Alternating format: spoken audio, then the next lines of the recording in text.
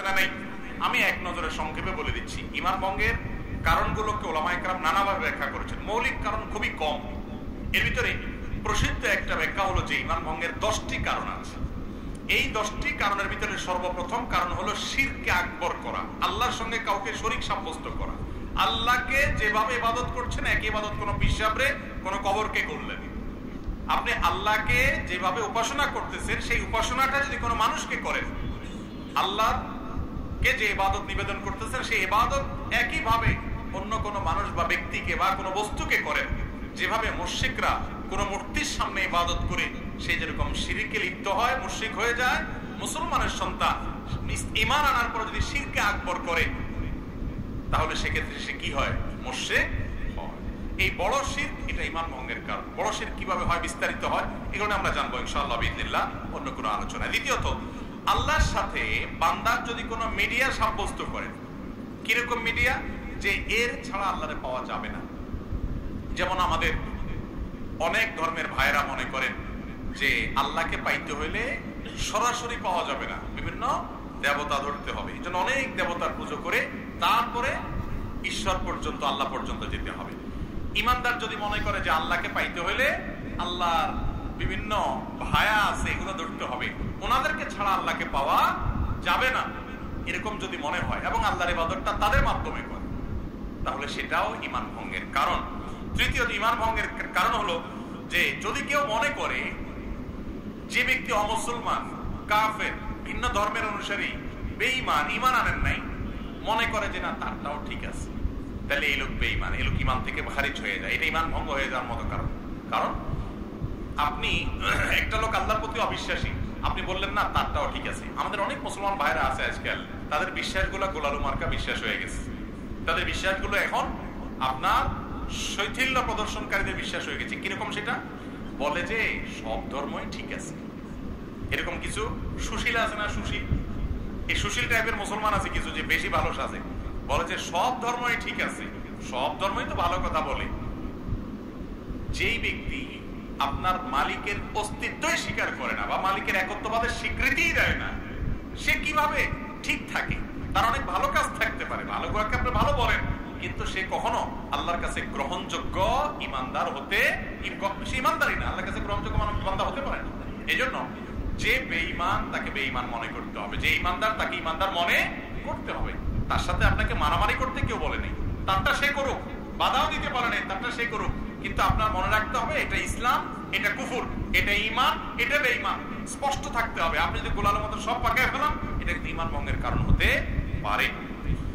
4 নম্বর হলো, যদি কেউ মনে করে নবী করিম সাল্লাল্লাহু আলাইহি ওয়াসাল্লামের আদর্শের বাইরে অন্য কোনো আদর্শ আরো উত্তম আছে, বেটার আছে, এটা ঈমান ভঙ্গের কারণ হতে পারে।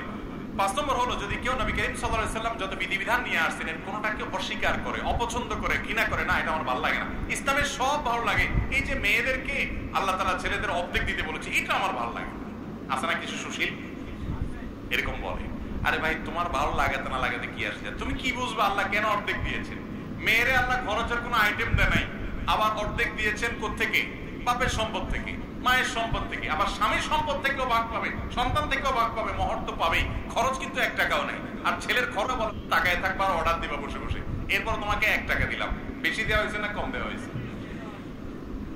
কিছু ভাই আছেন যাদের মাথায় বুদ্ধি শুদ্ধি এত কম, এরা হিসাব নিকাশ বুঝে না, অঙ্ক বুঝে না, বলে যে ইসলাম মেয়েদেরকে ঠকাইছে, আমার এটা ভালো লাগে না। আপনার বুঝে আসুক আর না আসুক, আল্লাহ তাআলা যা বলেছেন ওর ভিতরেই কল্যাণ আছে, আপনি হয়তো বুঝেন না। আপনি মানুষ হয়ে, সৃষ্টি হয়ে আল্লাহর সব নির্দেশের রহস্য কিভাবে বুঝবেন? তো এই জন্য যদি কেউ আল্লাহর কোন নির্দেশকে, রাসূল সাল্লাল্লাহু আলাইহি ওয়াসাল্লামের কোন বিধানকে অপছন্দ করে, ঘৃণা করে, এর ফলে ঈমান চলে যায়। আরেকটা হলো, শরীয়তের কোন বিষয়ে যদি কেউ বিদ্রূপ করে, ঠাট্টা করে, তামাশা করে, আছে না অনেকে দুষ্টামি করে, ব্যঙ্গ করে, দায় নিয়ে ব্যঙ্গ করে, জিনিসটা সুন্নত হতে পারে, কিন্তু সুন্নত নিয়ে আপনি ঠাট্টা করলেন, রাসূল করেছে, বিদ্রূপ করলেন, তাহলে সাথে সাথে কি হয়ে যাবে? ঈমান হারা হয়ে যাবে। এটা ঈমান ভঙ্গের কারণ। ঈমান ভঙ্গের আরেকটা কারণ হলো, ইসলামের শত্রু যারা, তাদেরকে যারা প্রত্যক্ষ মদদ দেয়, সহযোগিতা করে ইসলামের শত্রুতা করার জন্য, এরা মুনাফিক, এর ফলে ঈমান ভঙ্গ হয়। ঈমান ভঙ্গের আরেকটা বড় কারণ হলো, কেউ যদি মনে করে কিছু মানুষ আছে এরা ইসলামের গণ্ডির, ইসলামের বিধিবিধানের ঊর্ধ্বে উঠে গেছে, এদের নামাজ কালাম পড়া লাগে না। কিছু হিসাব দেখবেন তারা নামাজ কালাম পড়া না, বলে না বাবার এগুলা করা লাগে না, বাবা অনেক ঊর্ধ্বের জগতের মানুষ। আছে না এরকম কিছু বাবা? আরে ভাই, আপনার বাবা এত ঊর্ধ্বে উঠে গেছে যে তার নামাজ পড়া লাগে না। আমার নবীজি সাল্লাল্লাহু আলাইহি সাল্লাম তিনি মৃত্যুর আগ মুহূর্তে, বুখারীর হাদিস, যে দুজন সাহাবীর কাঁধে দুই হাত দিয়া হেঁটে হেঁটে মসজিদে যে নামাজ পড়ার মতো ক্ষমতা ছিল না।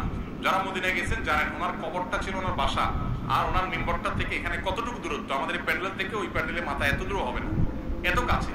এইটুক যাওয়া, হেঁটে যাওয়ার শক্তি ছিল না। তখন দুই সাহাবীর কাঁধে দুই হাত ভর করে তিনি দাঁড়িয়ে তাদের শরীরের উপরে ভার ছেড়ে দিয়ে পাওটাকে মাটির সাথে হেসড়াতে হেসড়াতে টানতে টানতে নিয়ে মসজিদে নামাজ পড়ছেন মৃত্যুর আগ মুহূর্ত পর্যন্ত। আর আপনার বাবার নামাজ পড়া লাগে না। এ বাবা কি বন্ড বাবা না? আল্লাহ কোরআনে বলছেন, ওয়াবুদ রাব্বাকা হাত্তা ইয়াতিয়াকাল ইয়াকিন, তোমরা আল্লাহর ইবাদত করো ইয়াকিন আসার আগ পর্যন্ত। বলে যে আমাদের বাবার ইয়াকিন এসে গেছে, আর লাগে না। অথচ এখানে ইয়াকিন শব্দের অর্থ হলো মৃত্যু। সব ইয়াকিন মানে বাংলা ইয়াকিন না, বা বিশ্বাস না, দৃঢ়তা না। এখানে উদ্দেশ্য হলো ইয়াকিন মানে মৃত্যু। সমস্ত তাফসীর কিতাবগুলোতে লিখছি এবং এটার ব্যাখ্যা। যাই হোক, তো যদি কোনো ব্যক্তি মনে করে যে তার ইবাদতবন্দি করা লাগে না, সে আফার লেভেলে উঠে গেছে, এটাও ঈমান ভঙ্গের কি হতে পারে? কারণ হতে পারে। ঈমান ভঙ্গের আরেকটা কারণ হলো জাদু।